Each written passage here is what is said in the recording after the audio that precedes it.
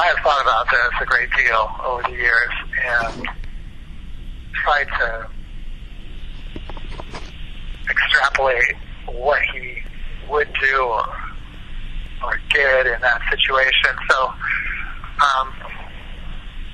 his actual fate as a matter of personal knowledge is a mystery to me, because my last point of contact with him was June 5th, so far as I can reconstruct and recall.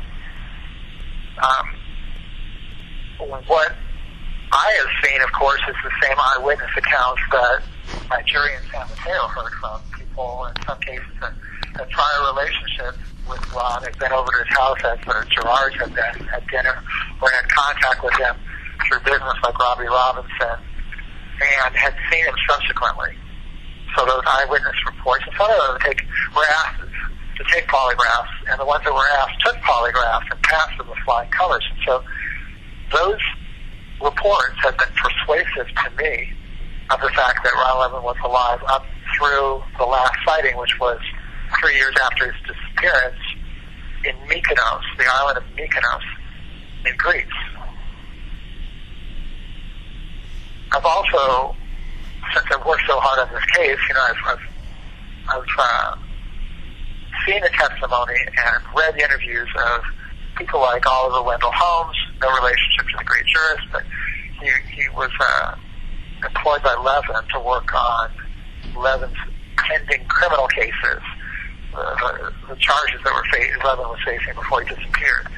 And he said that Levin was discussing with him and reached between Brazil's extradition treaties and policies, which I find highly suspicious. How many people are doing that right before they jump bail? And then furthermore, John Duran, his hairdresser at the time, says that Levin called him right before he disappeared and asked, how do I dye my hair?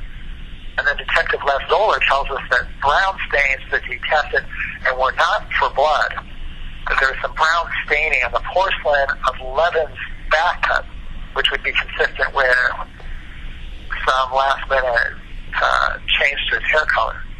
Now, when he was seen later in 86 and 87, he had his gray hair. So the postulate or the hypothesis is that Levin initially decided to change his hair but didn't like it and ended up letting it grow back out gray by 86 when he was seen in Tucson, Arizona, and 87 when he was seen on the island of Mykonos. Levin's gray hair was one of his most striking features, people say, since he was kind of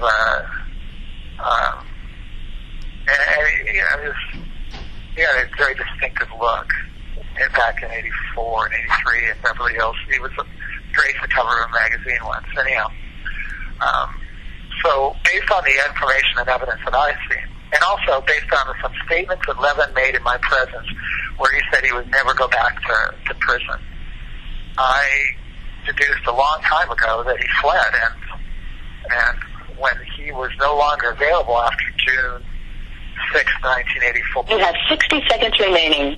And I couldn't get a hold of him, and I heard other people couldn't get a hold of him. Yeah, by June 24th, I concluded he had fled. He had a pending case, so he couldn't just up and leave without violating his terms of his bail, and he wouldn't just violate his terms of his bail unless he intentionally fled. So that was the conclusion I reached. And I think it's the conclusion the Beverly Hills Police Department reached for the first couple of months as well. You have 30 seconds remaining.